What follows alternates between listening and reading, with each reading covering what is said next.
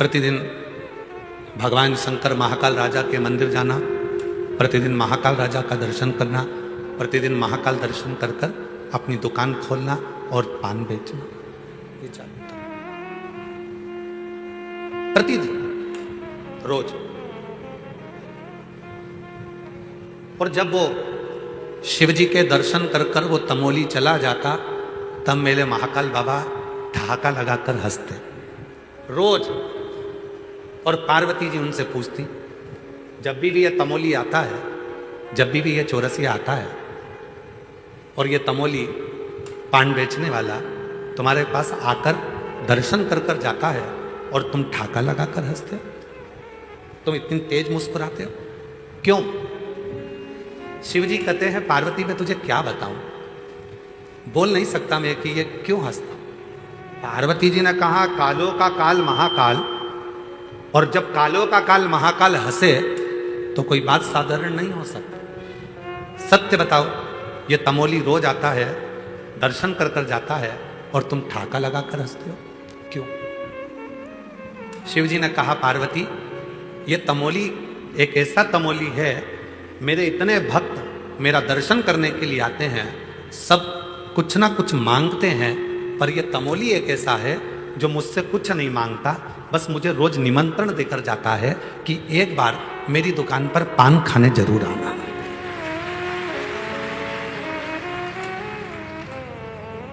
एक बार मेरी दुकान पर तुम पान खाने जरूर आना। पार्वती बस उसकी इसी निमंत्रण को मैं सुनकर हंसता, इसी निमंत्रण को सुनकर मैं हंसता हूं।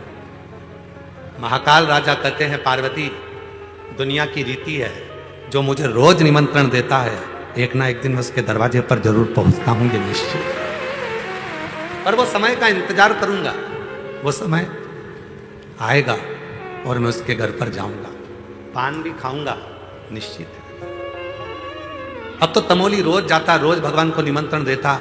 एक दिन तमोली के मन में आया कि अब मैं बहुत शिथिल हो गया हूं, अब मुझसे ना जाने मेरी जिंदगी कितनी बची है, कोई भरोसा नहीं है। एक दिन जिद में शिव जी के मंदिर में महाकाल के पास पहुंच गया और जय महाकाल कहकर जो उसने आवाज लगाकर कहा, बाबा मेरे जीते जी नहीं आओगे तो क्या मेरे मरने के बाद आओगे?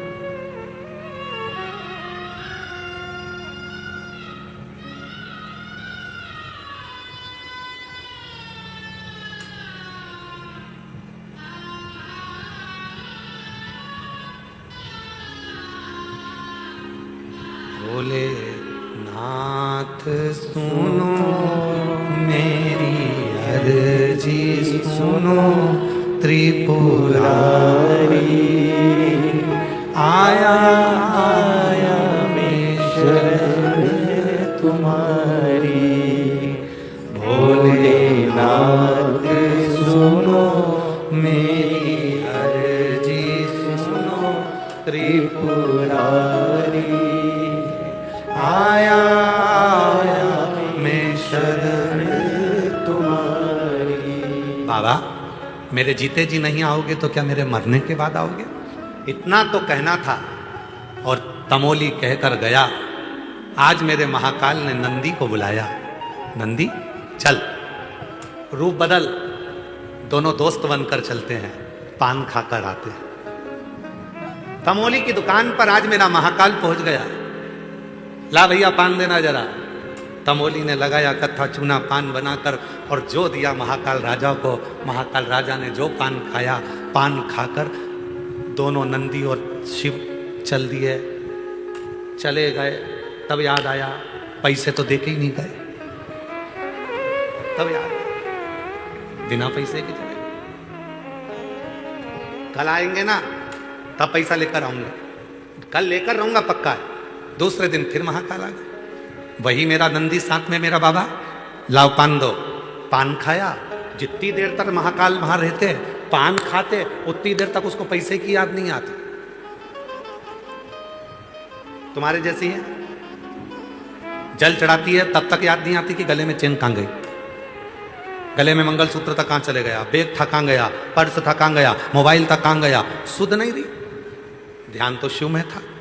महाकाल राजा ने कहा लाओ पान दो, पान खाया, फिर चले गए, याद ही नहीं रहा।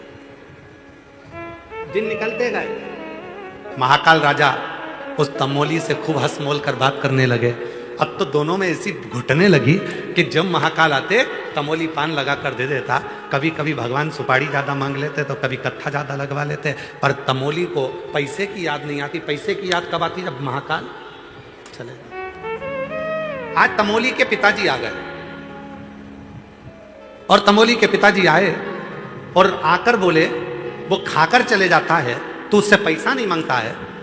कल अगर पैसा नहीं मांगा तो सोच लो, और अगर उसके पास पैसा नहीं हुआ तो कुछ गिरवे रख लेना, ठीक है। अब कल जैसे ही महाकाल राजा आए और मेरे महाकाल बाबा ने आकर कहा, लाओ जरा पान दो। पान खाया और खाते से ही तमोली तो ध्यान भूल गया था, पर उसके पिताजी सामने खड़े होकर हाथ हिला रहे थे, ले लेना।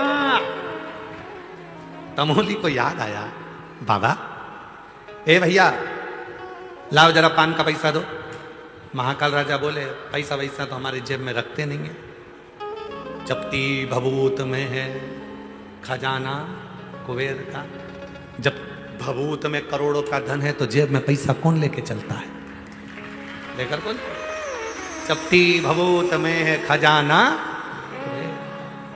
हे गंगाधार मुक्ति ओमकार तू, बोले ओमकार तू, आयो शक्ति हरि शंभु तार तार तू।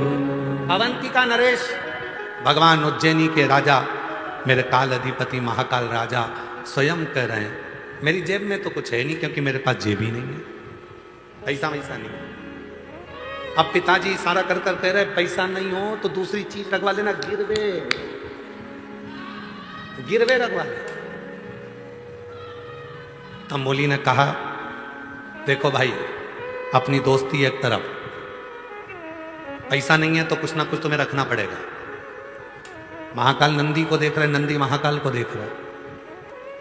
महाकाल बाबा ने कहा, लो ये एक कपड़ा है, तुम अपने पास रख लो, इसी को रख लो। मेरे बाबा ने अपने अंग का वस्त्र तमोली को दे दिया। रतन जड़े थे, हीरे जड़े थे, मोती लगे थे। कोई परखैया उसको परख सकता था कि उसमें कितने रतन थे, कितने हीरे थे, कितने मोती थे। अब तमोली के पास तो वस्त्र आ गया। पंडित जी ने सुबह मंदिर खोला, जैसे अवंतिका नाथ उज्जैनी नरेश महाकाल का जैसे मंदिर खोला तो जो कपड़ा करोड़ों का था वो कपड़ा मंदिर से गायब था। सूचना मिल गई कि महाकाल के मंदिर में कोई चोरी हो गई है और कपड़े चले गए हैं महाकाल राजा के। अग्नि की तरह बात पूरी अवंतिका में पहुंच गई कि महाकाल राजा का कोई कपड़ा चोरी चले गया, कोई चोर आया था, कोई चोर आया। बात चलते चलते चलते चलते चलते चलते तमोली की दुकान पर पहुंच गई कि तुम्हें मालूम है महाकाल राजा के मंदिर में उनका कपड़ा चले गया चोरी। कपड़ा? हाँ, तो कपड़े में ऐसा क्या था? करोड़ों का कपड़ा, रतन जड़े थे, मोती लगे थे, नीला कलर का था, नीचे केसरिया बॉर्डर थी, उसमें रतन माणिक लगे थे, सोने के तार लगे थे। उसने जो सुना, नीला रतन जड़ा पीली बॉर्डर, वो तो मेरे पास है, वो तो मेरे पास है। पर मुझे तो दूसरे देकर गए थे। तमोली को लगा जरूर वो दोनों चोर होंगे, चुरा कर लाते थे, पान खाते थे और मुझे देखकर चले गए। तमोली उस कपड़े को लेकर महाकाल के मंदिर में पहुंच गए। कहा, महाराज जी ये कपड़ा सब दूर ढूंढा जा रहा है, ये तो मेरे पास है, तुम्हें किसने दिया? तो कहा, कोई 2 रोज मेरे यहाँ पान खाने आते थे, पैसे मंगे तो नहीं दिए, उन्होंने ये कपड़ा दे दिया। कपड़ा दे दिया? हाँ। ये कपड़ा दिया? हाँ। बात पहुंची कारागार में, तमोली को बंद करने लगे कि इसने ही ये कपड़ा चुराया होगा। जैसे ही कारागार में बंद करने वाले थे, इतने में भगवान तमोली ने महाकाल राजा से कहा, बाबा मैंने तो तुमसे एक ही बार कहा था कि मेरा पूरा हिसाब कर जाओ, तुमने ऐसा हिसाब करा कि मुझे कारागार में पटक दिया। अब छुड़ाओ आके। महाकाल राजा मंदिर से बाहर निकले, कारागार के बाहर खड़े होकर कहते हैं, ये मेरा ही भक्त है, मैंने ही अपना वस्त्र इसी को दिया। मेरा था, छुड़ा दिया। मेरे महाकाल बाबा जाने लगे, तमोली ने पीछे से आवाज लगाया, रुक जा, हिसाब तो बराबर कर जा, हिसाब बराबर करो पहले। शंकर भगवान लौट कर आए नंदी के साथ में, तमोली बोल क्या हिसाब बराबर करूं, कितना धन दूं, कितना वैभव दूं। तमोली ने कहा हिसाब बराबर करने में केवल एक वर दे दो, जैसे आज मेरे लिए आप यहां आए हो, श्रावण का जब महीना हो, प्रत्येक जीव के कल्याण के लिए आप अवंती का नरेश बाहर निकल कर आ जाए।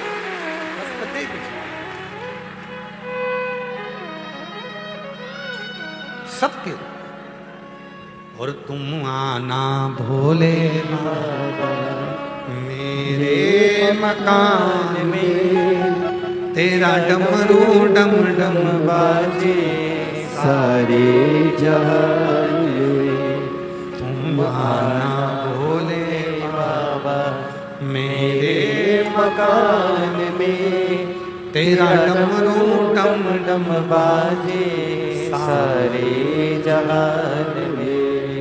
तुम पार्वती को लाना, तुम गणपति को लाना मेरे मकान में, तेरा डमरू डम डम बाजे सारे जहान में। एक तमोली के लिए, एक तमोली के लिए मेरे बाबा भोलेनाथ, मेरे शंभुनाथ, मेरे त्रिकालदर्शी, कैलाशी, अविनाशी, मेरे महाकाल राजा आज भी अवंतिकापुरी उज्जैनी में सावन के महीने में 12 ज्योतिर्लिंग में केवल एक ज्योतिर्लिंग है उज्जैनी महाकाल, जिसमें मेरे बाबा सावन के महीने में हर सोमवार को बाहर निकलते हैं अपने भक्तों के। एक क्या चाहिए शिव जी को? केवल तुम्हारा भाव, शुद्ध भाव और कुछ नहीं।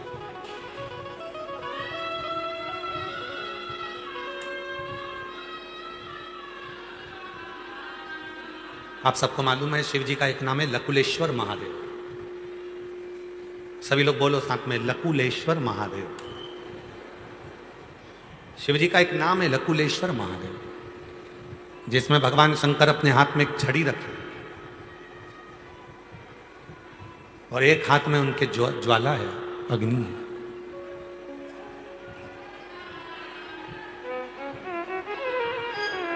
नहीं चल रहा है, एलईडी नहीं चल रही है क्या? एलईडी नहीं चल रही है कि माइक नहीं चल रहा है? एलईडी,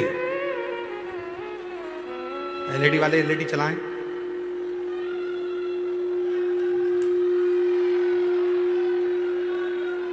थोड़ा आवाज क्लियर करो, गूंज बहुत रहा है, आवाज ठीक नहीं आ रहा। शिव जी का नाम है एक लकुलेश महादेव, लकुलेश्वर महादेव।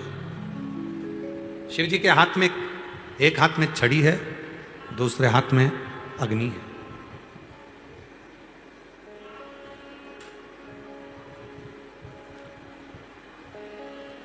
कुर्म पुराण के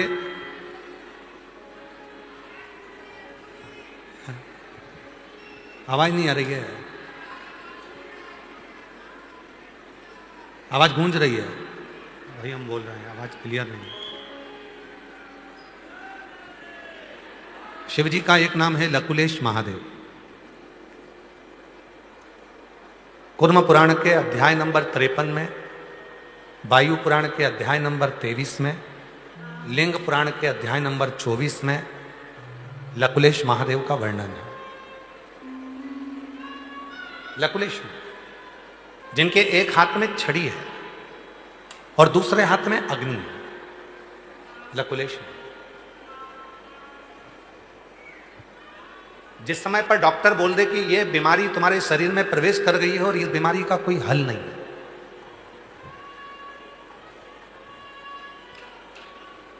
कई बच्चे ऐसे हैं, कई बुजुर्ग ऐसे हैं जिनके शरीर के पांव काम नहीं कर रहे हैं, हाथ काम नहीं कर रहे हैं, धीरे धीरे उनका शरीर शिथिल होते जा रहा है, शरीर की नाड़ियां काम करना बंद कर देती हैं या शरीर काम करना बंद कर देता है।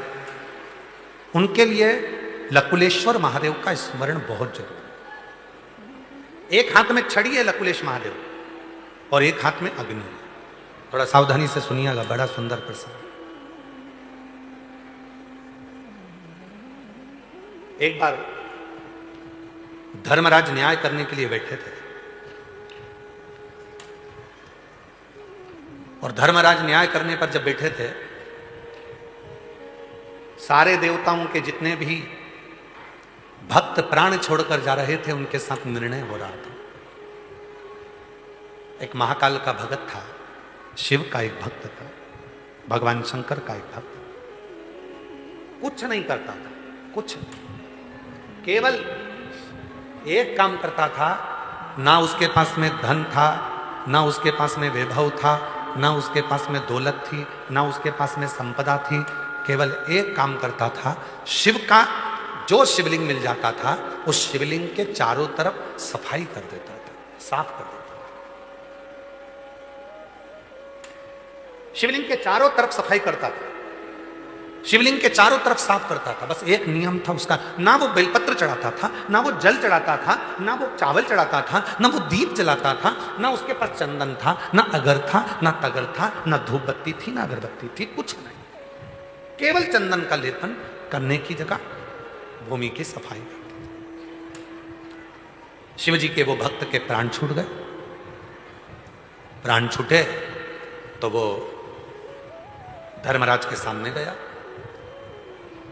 जितने भी भक्त आ रहे थे धर्मराज उनको बैकुंठ की ओर भेजते जा रहे थे, पर शिव का ये भक्त ऐसा था जिसने ना लोटा भर के जल चढ़ाया, ना बेलपत्र चढ़ाई, ना कभी व्रत करा, ना कभी उपास करा, केवल मंदिर की सफाई करी।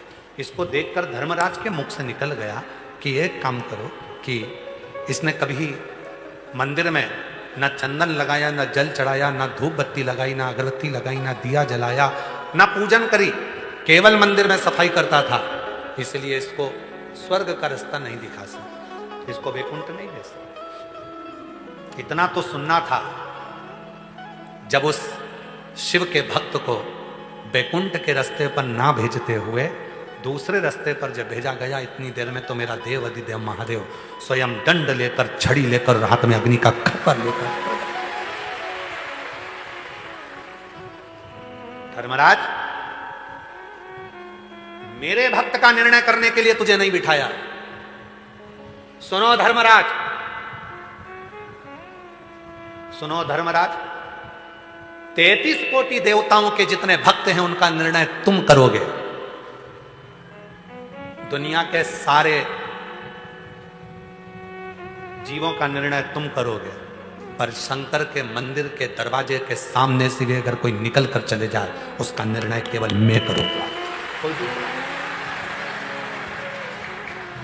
उसका निर्णय कोई दूसरा नहीं कर सकता। उसका निर्णय केवल काल अधिपति महाकाल करेगा, विश्वनाथ करेगा, सोमनाथ करेगा, मल्लिकार्जुन करेगा, केदारनाथ करेगा, स्वयं भीमा शंकर, स्वयं कृष्णेश्वर, स्वयं नागेश्वर करेगा, कोई दूसरा नहीं, मैं स्वयं करूं। धर्मराज काल अधिपति महाकाल के हाथ जोड़ लिए, भगवान शिव के हाथ जोड़ लिए और शिव जी के हाथ जोड़कर धर्मराज ने कहा, प्रभु आज आप छड़ी लेकर, दंड लेकर हमारे पास में आए हो, आज के बाद कोई शिव के मंदिर के सामने से अगर भूल से भी निकल कर चला जाएगा उसको मैं कभी जिंदगी में नरक का रास्ता नहीं दिखाऊंगा, उसको वैकुंठ का ही मार्ग दूंगा।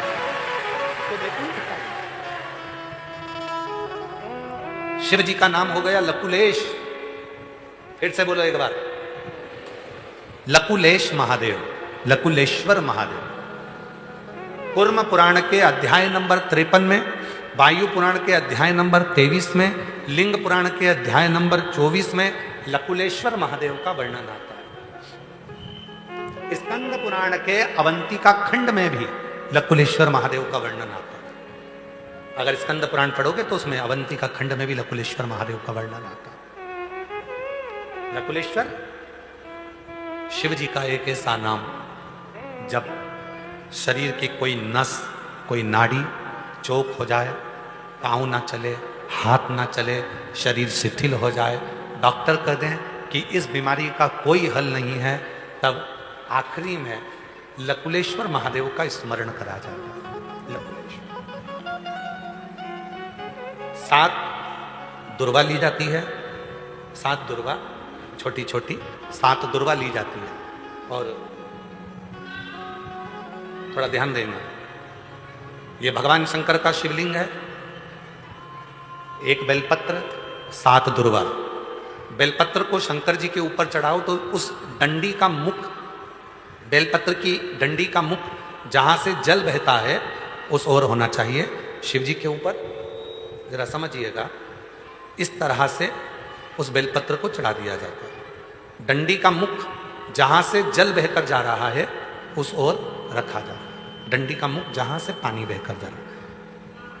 और जो 7 दुर्वा है, उन 7 दुर्वा को भगवान शंकर के 7 स्थान पर, शिवलिंग पर ही, जहां मां जगतजननी का हस्तकमल है, पीठी का, 7 स्थान पर 7 दुर्वा को शिवलिंग से स्पर्श करते हुए वहीं पर या तो टिका दो, या तो इस तरह से टिका दो 7 जगह पर, या नीचे रख दो। धीरे धीरे 7 बार उन्हीं दुर्वा पर जल समर्पित करना है और बेलपत्री और 7 दुर्वा को लकुलेश्वर महादेव का नाम लेकर आना है। और जिसके डॉक्टर कह दे कि इसके शरीर में कोई दवाई भी दे दो तो काम नहीं करेगी, यह शरीर चलेगा नहीं, अगर लकुलेश्वर महादेव का नाम लेकर एक एक दुर्वा 1-1 घंटे के अंदर उसको खिलाएं और आखिरी में वो बेलपत्र चबा चबा कर खिलाना प्रारंभ करें, एक ना एक दिन लकुलेश्वर महादेव उसको चलाता ही। लकुलेश्वर महादेव, एक हाथ में छड़ी है मेरे देवाधिदेव महादेव के और दूसरे हाथ में अग्नि का खप्पर है मेरे महादेव।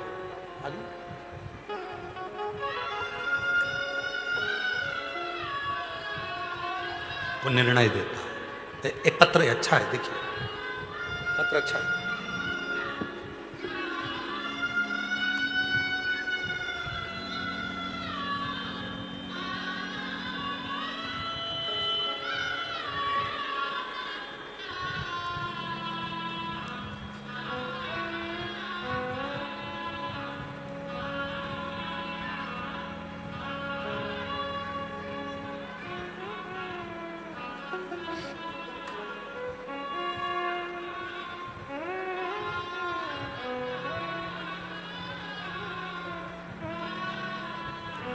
मेरा नाम बीना राठौड़ है, मेरे पति का नाम महेश राठौड़ है। मेरा मोबाइल नंबर ये है। गुरुजी, हम गुजरात के जूनागढ़ शहर से हैं। हम गुजरात के जूनागढ़ शहर से आए हैं। गुरुजी, अप्रैल 2024 में, अगस्त 2024 में मेरे पति को कैंसर की बीमारी हो गई। गले के और हृदय के पास में अन्न की नली में गठान हो गई, जो कि कैंसर की। डॉक्टर के अनुसार 3rd स्टेज का कैंसर था। 3rd स्टेज का कैंसर था। डॉक्टर ने कहा रेडिएशन कराना पड़ेगा, कीमो लेना पड़ेगा। उसके बाद भी वो ठीक नहीं हुआ। इलाज चलता रहा पर कोई आराम नहीं मिला। तब मेरी सहेली ने कहा, सीहोर वाला बाबा कथा कहता है, उसका रुद्राक्ष अगर सीहोर से लाया हुआ हो और जल में गलाकर शिवजी को चढ़ाकर उस जल को अगर लिया जाए तो बाबा सुनता जरूर। बाबा की ऐसी कृपा हुई, हम सीहोर आए, यहाँ से जल रुद्राक्ष लिया और उसको तांबे के कलश में गलाकर शिवजी को चढ़ाकर उस रुद्राक्ष के जल को पिलाने लगे। गुरुजी, बाबा ने ऐसा चमत्कार करा कि जो गठान उनके गले में आ रही थी जांच में, बाबा की कृपा से पूरी की पूरी गठान गल गई और आज मेरे पति ठीक हो गए। मैं बाबा को यहाँ प्रणाम करने के लिए, कहीं बैठे हो तो आ सकते हैं, कहीं बैठे हो तो आ सकते हैं। एक शिव पर, शिव के नाम का उच्चारण, शिव के नाम का स्मरण हमारे जीवन को सुख करे। लकुलेश महादेव का नाम, लकुलेश्वर महादेव का नाम जब हम लेते हैं, लकुलेश्वर महादेव का जब हम नाम स्मरण करते हैं तो वो लकुलेश्वर महादेव का नाम हमें कहीं ना कहीं किसी ना किसी रूप में उलझनों से मुक्त करता है। एक बार सब बोलो, कौन से महादेव हैं? आवाज नहीं आई, जम के बोलो। लकुलेश्वर महादेव। लकुलेश्वर महादेव का नाम का उच्चारण 7 दुर्वा, 1 बेलपत्र और 7 दुर्वा के स्थान पर थोड़ा थोड़ा जल जब हम समर्पित करते हैं और उन दुर्वा को, जिसका शरीर काम नहीं कर रहा, डॉक्टर कह दिया कि इसका कोई इलाज ही नहीं है, तब वो दुर्वा और वो बेलपत्र काम आती है। इसको 1 महीने में 2 बार प्रदोष आती है, उसी तरह इस उपाय को भी केवल 2 बार ही किया जाता है महीने में, केवल। और धीरे धीरे धीरे धीरे फिर वो शरीर काम करना प्रारंभ कर देता। लकुलेश्वर जो जैसी भावना वो वैसा ही फल पाया, नहीं खाली उसे लौटाया, वो मन नहीं मन हर्षाया। और कर दिया माना मान काशी वाले ने लुटा दिया। काशी वाले ने। जितने भी भगवान शंकर के नाम बताए जाते हैं, एक तरीका बताया जाता है शिव जी की पूजन का, वो हमें फल देता। एक पत्र है, देखिए। मेरा नाम सावित्री है, मेरे पति का नाम ओम प्रकाश है। गुरुजी, मैं पानीपत की रहने वाली हूँ, कहीं बैठी हो तो आ सकते हैं। मेरा नाम सावित्री है, मेरे पति का नाम ओम प्रकाश है। गुरुजी, मैं पानीपत की रहने वाली हूँ, मेरा मोबाइल नंबर ये है। मेरे 22 साल से मुझे सांस की बीमारी थी। बाबा का जल चढ़ाकर आज बाबा ने मुझे पूर्ण तरह से ठीक कर दिया। गुरुजी, 25 साल से पति को 25 साल से सोराइसिस की बीमारी थी। गुरुजी, मेरे पति को 25 साल से सोराइसिस की बीमारी थी। पानीपत के सारे डॉक्टरों का इलाज करवाया, ठीक नहीं हुए। दिल्ली दिखवाया, ठीक नहीं हुए। हर जगह का हम इलाज करा करा कर थक गए, पर 25 साल से वो बीमारी ठीक नहीं हुई, सोराइसिस की। तब आपकी कथा टीवी पर सुनी और आपने कहा प्रदोष की कावड़ भराती है सीहोर की। सीवन नदी का जल लेकर हमने बाबा की कावड़ चढ़ाई और उस जल को पति को यहीं पर पति के शरीर पर लगाया। थोड़ा जल लेकर गए, रोज शरीर पर लगाया। आज बाबा को धन्यवाद देने के लिए आई हूं। मेरे पति की 25 साल की बीमारी ठीक हो गई। आज मेरे पति की मैं बाबा को प्रणाम करने के लिए। मेरा नाम सावित्री है, मेरे पति का नाम ओम प्रकाश है, पानीपत के रहने वाले हैं। मेरा मोबाइल नंबर ये है। मैं बाबा को प्रणाम करने के लिए आई। गुरुजी, हमने 11 कथा के पंडाल में कथा सुनी है और बाबा ने सब संभाला। शिव की कृपा से सब कुछ ठीक। शिव शिव है, वो साधारण नहीं। मांगा है भोलेनाथ से वरदान लेके, मांगा है भोलेनाथ से वरदान लेके, तेरी कृपा बनी रहे जब तक है जिंदगी, तेरी कृपा बनी रहे जब तक है जिंदगी। मांगा है भोलेनाथ से वरदान लेके, मांगा है भोलेनाथ से वरदान लेके। जो रोज शंकर भगवान पर जल चढ़ाकर उसका आचमन करते हैं, उसका फल मिलता है। कह दो दुनिया वालों से, हम सुबह दवा नहीं, शिव पर चढ़े हुए जल को दवाई के रूप में पीकर निकलते हैं। कह दो दुनिया वालों से, हम दवा नहीं, हम महादेव की दुआ लेकर निकलते हैं। कह दो दुनिया वालों से, हम दवा नहीं, हम शिव का चढ़ा हुआ जल जो कायिक, वाचिक और मानसिक तीनों तापों को समाप्त कर देता है, उस जल को लेकर निकलते हैं। वो साधारण नहीं, वो साधारण नहीं है।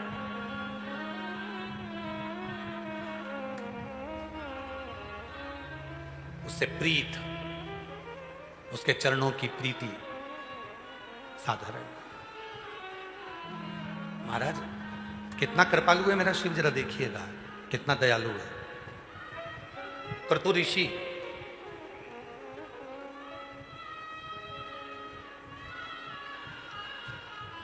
जिन ध्रुव जी महाराज ने भगवान श्री हरि का भजन करा, जिन ध्रुव जी महाराज ने बाल्यावस्था में भगवान श्री हरि का दर्शन करा, जिन ध्रुव जी महाराज 4 वर्ष की अवस्था में भगवान नारायण की गोद में बैठ गए थे, वो ध्रुव जी महाराज को कुरुतु ऋषि ने भगवान नारायण के भजन में लगाया था। और एक दिन ऐसा आ गया कि कुरुतु ऋषि ने ध्रुव जी महाराज को जो भजन में लगाया था और उनके पुत्र को उत्कल को भी भजन में लगाया था, वो उत्कल एक दिन मार्ग से निकल कर जा रहे थे और सामने से सुतपा ऋषि आ रहे थे। सुतपा ऋषि सामने से निकल कर आ रहे थे, स्नान कर आ रहे थे। सरोवर का स्नान कर सुतपा ऋषि जब आए तो उन्होंने ध्रुव जी के बेटे उत्कल को देखा। उत्कल उस समय राज सिंहासन पर बैठे थे, चारों तरफ उनका राज्य था। थोड़ा सा कुछ बात संवाद हुआ और सुतपा ब्राह्मण ने उत्कल ध्रुव जी के बेटे उत्कल को श्राप दे दिया, तुम श्रीहीन हो जाओगे, तुम्हारे घर में कोई संपदा नहीं रहेगी, कोई लक्ष्मी नहीं रहेगी, कोई वैभव नहीं रहेगा, कोई धन नहीं रहेगा। सुतपा के चरण पकड़ लिए उत्कल ने, ए ब्राह्मण देवता, तुम ऐसा श्राप दे रहे हो कि मेरे घर में धन नहीं होगा, श्रीहीन हो जाऊंगा, वैभव नहीं होगा। मैं तुम्हारे चरण पकड़ता हूं, मैं अगर धनहीन हो गया, मेरी पूरी प्रजा भूखों से मर जाएगी, भूखी रह जाएगी, उसको अन्न कहां से आएगा। सुतपा ब्राह्मण ने कुछ नहीं कहा और चल दिया। उत्कल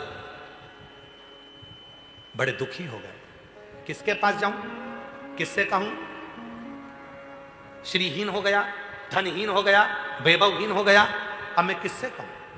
तब वहीं से क्रतु ऋषि जा रहे थे। क्रतु ऋषि ने कहा, उत्कल क्या बात है, तुम बड़े दुखी दिख रहे हो। महाराज मुझे श्राप लगा है एक ब्राह्मण का, मेरे घर में धन नहीं रहेगा, कंगाल हो गया, लक्ष्मी नहीं है। मैंने अपने नगर के सारे विद्वान ब्राह्मणों को, सारे पुरोहितों को, सारे विद्वज्जन को बुलाकर पूछ लिया, सबने कह दिया तुम धनहीन हो गए हो, तुम कंगाल हो गए हो, तुम श्रीहीन हो गए हो। परसों की कथा में कहा था, बुखार आएगा कोई भी हाथ पकड़ लेगा, स्वास्थ्य खराब होगा कोई भी तुम्हारा हाथ पकड़ लेगा, पर समय खराब होगा तो कोई तुम्हारा हाथ नहीं पकड़ेगा, कोई पकड़ने वाला नहीं होगा। स्वास्थ्य खराब होगा तो कोई भी हाथ पकड़कर बाथरूम ले जाएगा, स्वास्थ्य खराब होगा तो कोई भी हाथ पकड़कर तुमको पलंग पर सुला देगा, स्वास्थ्य खराब होगा तो तुम्हें हाथ पकड़कर लोग खाना खिला देंगे, स्वास्थ्य खराब होगा तो लोग तुम्हें चाय पिला देंगे, स्वास्थ्य खराब होगा तो कोई भी हाथ पकड़ लेगा, पर समय खराब होगा तो कोई तुम्हारा हाथ नहीं पकड़ेगा। समय खराब होने पर तो केवल एक देव आदित्य महादेव तुम्हारा हाथ पकड़ते हैं, बाकी का कोई नहीं। कुरुत ऋषि ने देखा कि उत्कल धनहीन हो गया, वैभवहीन हो गया, सत्ताहीन हो गया, उसके पास में संपदा नहीं है, धन नहीं है, वैभव नहीं है, बड़ा दुखी हो गया। क्यों चिंता करते हो। मैंने भगवान विष्णु की भी आराधना करी, विष्णु जी ने मना कर दिया कि मैं तुम्हें धन नहीं दे सकता क्योंकि तुम्हें ब्राह्मण का श्राप लगा। ब्रह्मा जी की आराधना करी मैंने, उत्कल कहते हैं, पर ब्रह्मा जी ने भी कह दिया कि तुम्हें ब्राह्मण का श्राप लगा है, तुमको धन नहीं मिलेगा। अब मैं क्या करूं। कुरुत ऋषि ने कहा, कुछ मत कर, कुछ मत, केवल एक काम कर, कोई शिव का भक्त निकल कर जा रहा हो, उसका मुख झूठा करा दे। हम जब इस व्यासपीठ से कहते हैं ना, एक कुछ नहीं हो तो अपने साथ में 2 पानी की बोतल लेकर चलो, एक खुद के लिए, एक अड़ोसी पड़ोसी के लिए। हम इस व्यासपीठ से कहते हैं कि बन जाए तो 10-20 रुपए की कोई टॉफी, कोई बिस्कुट, कोई पानी का पाउच, कोई पानी की बोतल किसी को देकर देखना, पिलाकर देखना, अगर कोई शिव पुराण का सुनने वाला कोई श्रोता हो, कोई श्रोता। जब मां सीवन के तट से कावड़ चलती है, कुबेरेश्वर धाम तक कावड़ पहुंचती है, उसके बीच बीच में बहुत सारे स्टॉल लगते हैं, कोई पानी पिलाता है, कोई चाय पिलाता है, कोई बिस्कुट खिलाता है, कोई नाश्ता खिलाता है। हम उन स्टॉलों को देखकर और उन स्टॉल लगाने वालों को देखकर बड़े खुश होते हैं कि बाबा ने धन दिया तो इनको दिया, और कितनी कृपा हुई कि कोई कांधे पर कावड़ लेकर जा रहा है, उस जल को ले जाने वाले का मुख झूठा करा रहे हो, उसका पूरा पुण्य तुम्हारे खाते में ले रहे हो। इससे बढ़कर सुख और क्या होगा, क्या होगा उससे। लोग कहते हैं, सियोर वाला बाबा कहता है कि कथा में मुख झूठा कराओ, टॉफी खिला दो, बिस्कुट खिला दो, पानी पिला दो, कुछ खाने पीने का घर से आ रहे हो तो 2 रोटी ज्यादा बनाकर अचार का मसाला लगा कर ले आओ, अपनी अड़ोसन पड़ोसन धड़ोसन को दे दो, कथा में उसका मुख झूठा करो। उसका फल क्या है? ध्रुव जी महाराज के बेटे उत्कल जो राज्य सिंहासन पर थे, सुतपा ब्राह्मण के श्राप द्वारा धनहीन हो गए, वैभवहीन हो गए, सत्ताहीन हो गए, धन चले गया, संपदा चली गई, सारा श्री चले गया, कुछ भी नहीं बचा, सारा वैभव चले गया, सारा धन चले गया, बड़े दुखी थे, मेरा नगर कैसे खाएगा, क्या होगा? तब कुरुत ऋषि ने कहा एक काम करो, जब भगवान नारायण ने कह दिया कि ब्राह्मण का श्राप लगा है, मैं कुछ नहीं करूंगा, ब्रह्मा जी ने कह दिया ब्राह्मण सुतपा ब्राह्मण का श्राप लगा है, मैं कुछ नहीं करूंगा, इंद्र ने मना कर दिया, लक्ष्मी ने मना कर दिया, सबने मना कर दिया, तब एक दरवाजा खुला है, वो देव अधिदेव महादेव का दरवाजा खुला है। तू एक काम कर, कोई शिव का भक्त जा रहा हो, कोई शंकर का उपासक जा रहा हो, कोई शिव की शरणागति का भक्त जा रहा हो, कोई शंकर की भक्ति में डूबने वाला हो, उसका मुख झूठा करा, उसका मुख झूठा करा। कर्तु ऋषि ने जैसे कहा, उत्कल शिव मंदिर जाने वाले भक्तों के मुख को जल देने लगे। उन्होंने कुआं खुदवा दिया, पानी कभी मुख झूठा करा देते। शिव ने करुणा कर, आज मेरा भोले बाबा भक्त के रूप में स्वयं आ गया। मंदिर जाने लगे मेरे भोलेनाथ। जाते जाते उत्कल ने हाथ जोड़कर कहा, ओ भैया बिना पानी पिए जा रहे हो? शिव जी बोले मेरा तो पेट भरा है, मुझे प्यास नहीं लगी है। भैया मुख झूठा ही कर लो, बर्तन झूठा हो जाएगा तो मैं साफ कर लूंगा, मेरी किस्मत चमक जाएगी। उत्कल ने कहा कि बर्तन ही झूठा कर दो। आज बड़े बड़े घरों में होता क्या है, लोग बर्तन झूठा करने से कि इतने बर्तन झूठे कर दिए, वो आएंगे चाय पिएंगे, बर्तन झूठे हो जाएंगे, कौन मांझेगा? उनका बाप आकर मांझेगा, उनका पिताजी आएगा, उनका भाई आएगा। शिव महापुराण की कथा में, विष्णु पुराण की कथा में, अग्नि पुराण की कथा में, ब्रह्म वेवर्त पुराण में स्पष्ट करा है, जिसके घर में आए हुए अतिथि के मुख से झूठे करे हुए बर्तन रखाते हैं, उस घर का सारा दोष, दुख, तकलीफ, कष्ट सब दूर होता चले जाता, दुख दूर हो जाता। उत्कल कर रहे हैं, ध्रुव जी महाराज के पुत्र कह रहे हैं, बाबा आप पानी नहीं पियोगे? शिव जी तो मनुष्य के वेश में थे, नहीं नहीं मुझे प्यास नहीं लगी, मैं पानी नहीं पीऊँ, मुझे प्यास नहीं लग रही। बाबा बर्तन ही झूठा कर दो, आप अगर बर्तन झूठा करोगे तो मैं साफ करूंगा, साफ करूंगा तो मेरी किस्मत चमक जाएगी। बाबा झूठा कर दीजिए ना। शंकर जी तो जाने लगे, उत्कल पीछे पीछे पानी का लोटा लेकर गया, बाबा थोड़ा सा तो जल पी लो। शंकर जी ने ओका करा और ओका करा, उत्कल ने पानी डाला, शिव जी ने जो पानी पिया उस पानी का एक अंश उत्कल के शरीर पर पड़ गया झूठा, और जैसे ही शरीर पर पड़ा, उत्कल ने जाकर जो कपड़ा भवन में टांगा था वहीं पर लक्ष्मी बरसना प्रारंभ हो गई और उत्कल वैभवपति, वैभवपति। तेरी कृपा बिना न हिले एक भी लेते हैं श्वास, तेरी कृपा से बखान क्या करूं मैं राखो के ढेर